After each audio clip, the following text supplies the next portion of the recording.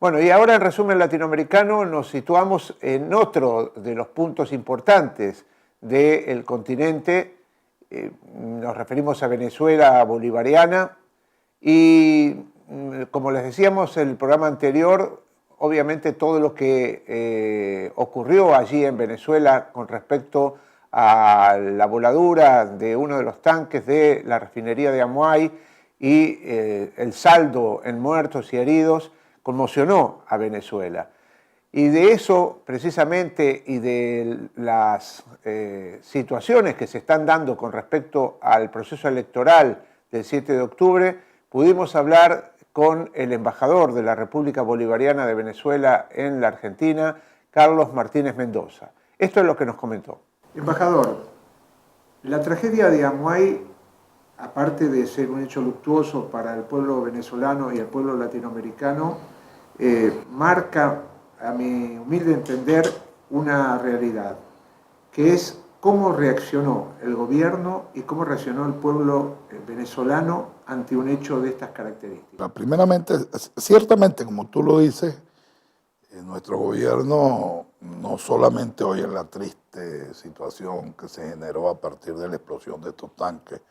en la refinería de Amuay, sino que ha sido una característica fundamental de nuestro gobierno en todas las circunstancias que por razones telúricas, climatológicas, hemos tenido circunstancias de adversidad. No pierda de vista que a nuestro gobierno lo inauguró la tragedia de Vargas y cómo con recursos muy limitados estábamos empezando el gobierno, fuimos capaces de salir en una tragedia donde, bueno, estuvo cerca de los 20.000 muertos, aquella famosa vaguada que hubo en Vargas. Ahora con Amuay, indudablemente, la actitud no solamente de nuestro gobierno, sino el apoyo y la posibilidad de mancomunar esfuerzos con las estructuras del pueblo organizado nos permitieron pues enfrentar esta situación que es dolorosa, con 41 compatriotas muertos y cerca de unos 86 heridos. Fuimos capaces de enfrentar y de controlar y de responder ante la circunstancia de una tragedia inesperada como esta. Esa es la demostración de un gobierno que primero está caras al pueblo. Ese es un elemento importante. Y sobre todo un liderazgo como el del presidente Chávez, que desde el primer momento condujo todo lo que tiene que ver con el operativo, conjuntamente con los ministros, conjuntamente con el gobierno provincial o con el gobierno de Estado, como decimos nosotros, y por supuesto la fuerza de una PDVSA hoy que tiene ni un nivel técnico, una capacidad técnica, una capacidad operativa y sobre todo un sentimiento de pertenencia fundamental, no solamente a la industria, sino al país, al pueblo venezolano, fueron capaces de, o fuimos todos capaces de enfrentar estas circunstancias. Más allá, por supuesto, de lo doloroso que esto significa, esto también nos demostró una vez más lo importante que es el binomio pueblo y gobierno, y que conjuntamente con la participación de la Fuerza Armada, que no es otra cosa que pueblo en armas, y en estas circunstancias donde una gran cantidad de los fallecidos pertenecían a la Fuerza Armada Bolivariana, nos permitió, pues, en relativamente un corto tiempo, conjurar el incendio. Recuerden que hasta el día anteayer se logró los 2 tanques últimos que habían estado ardiendo, se logró apaciguar el fuego y ahorita, por supuesto, se están haciendo, se continúan con las labores de remoción y, lógicamente, la investigación, conducir la investigación ya llegando hasta el sitio pues, de origen del fuego. Bueno, primeramente quiero decirte que no es que quisieron, no, siguen queriendo utilizar este hecho muy doloroso, donde hay pérdidas de vidas humanas, porque al fin y al cabo lo material es sustituible, lo que no es sustituible ese número de compatriotas que perdieron la vida, y que ahora la oposición, de manera muy responsable, de buenas a primeras, ha querido utilizarlo como elemento político, como elemento electoral, para tratar de recostar la responsabilidad de los hechos a una presunta falta de mantenimiento, a una presunta falta de responsabilidad, a unas presuntas bajos niveles de capacidad técnica y operativa de nuestros compañeros que laboran en PDVSA,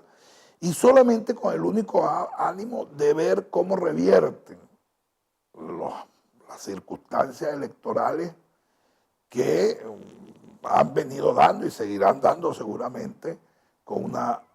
elección donde la opción fundamental y la posibilidad fundamental del presidente Chávez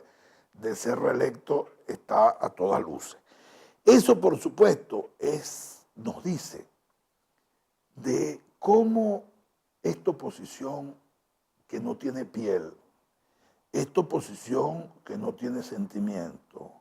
esta oposición que no respeta ni siquiera el dolor de familiares, y donde en cualquier país racional, en cualquier país donde hay una oposición seria, más que tratar de buscar rédito político, se une alrededor de su gobierno, alrededor de su industria petrolera, alrededor de su Fuerza Armada Bolivariana, que en este caso tiene la pérdida de cerca de 19 funcionarios y familiares. Lo que ha hecho es tratar de, sin que se produzca ninguna investigación, sin que ellos tengan ningún elemento de juicio para atestiguar de que aquí ha habido irresponsabilidad, de que aquí ha habido descuido, de que aquí ha habido negligencia, colocarlo ante la opinión pública. Pero algo que es muy importante es que todo esto lo que generó fue una reacción de un pueblo que de manera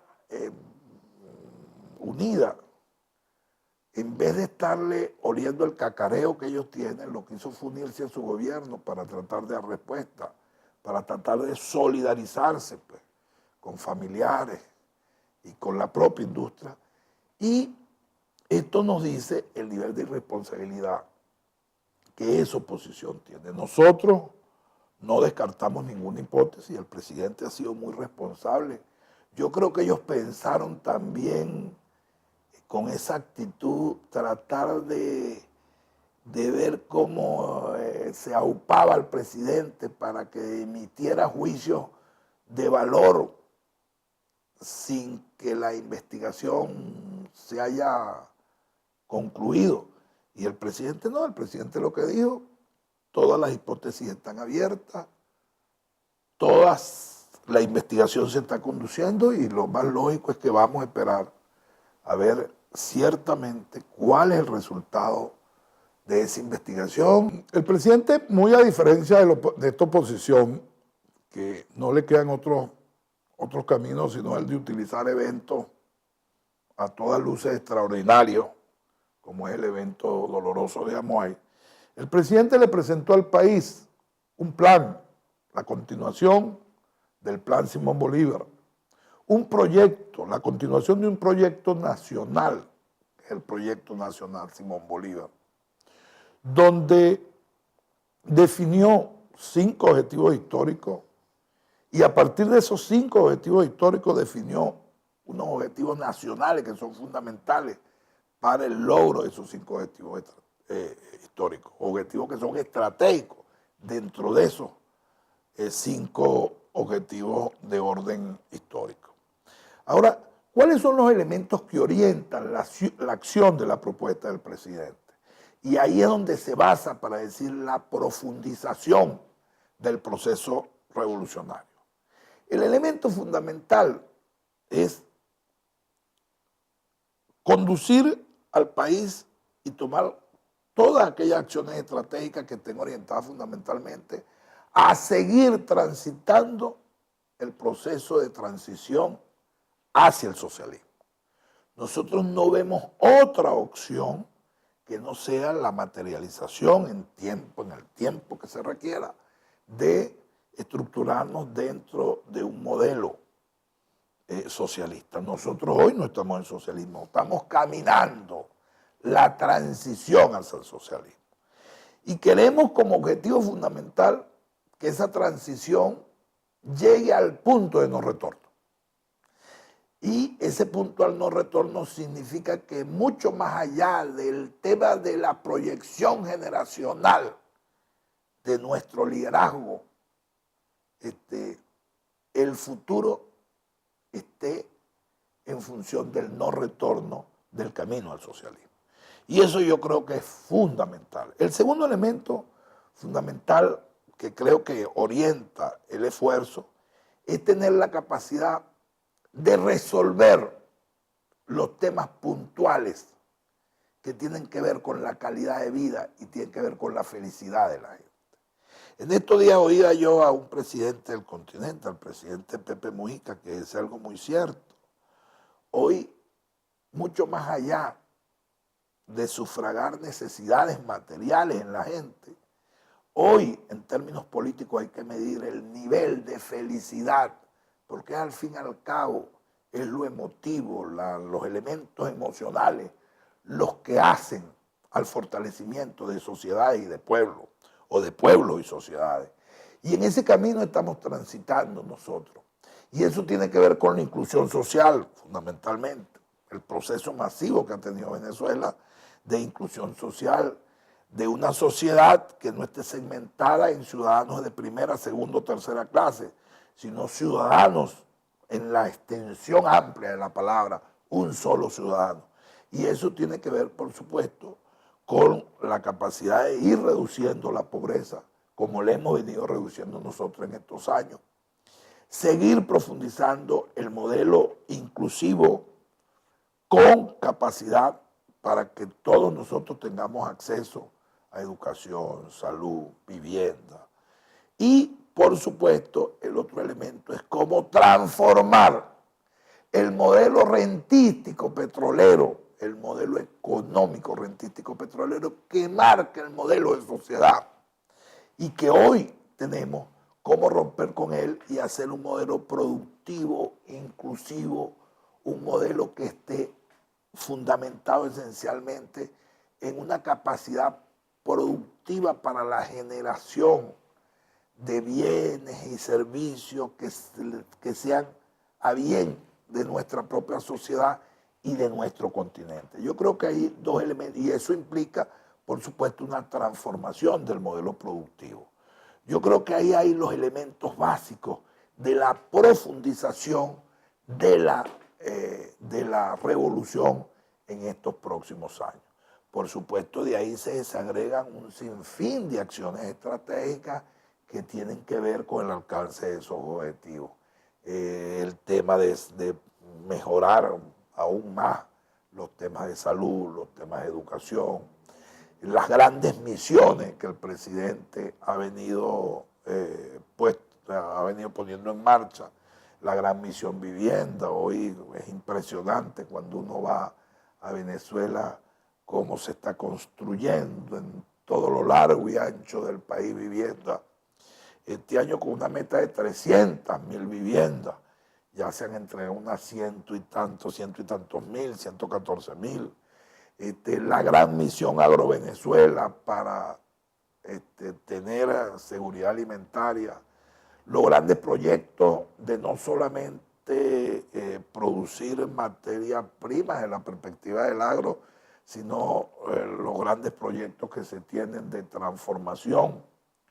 y del tejido productivo más allá de la materia prima, de lo que son los productos del agro. Ahí tenemos un gran apoyo del gobierno y del pueblo argentino, donde estamos trabajando muy unidos, muy ensamblados, con todo un proceso de transformación tecnológica que desde el agro Argentina tiene y lo está transfiriendo a Venezuela. Por supuesto, el tema de la seguridad energética, no solamente de Venezuela, sino de la seguridad energética del propio continente y del mundo, yo diría. No perdamos de vista que nosotros tenemos la reserva petrolera más grande del mundo. Hoy el gran plan de la faja petrolífera del Orinoco, donde la inversión está en el orden de unos 270.000 millones de dólares, no está solo o no está diseñada solo para el servicio o para darle el soporte de bienestar a los venezolanos, sino para garantizar el proceso de desarrollo de todo el continente. Al igual como hemos venido trabajando muy aceleradamente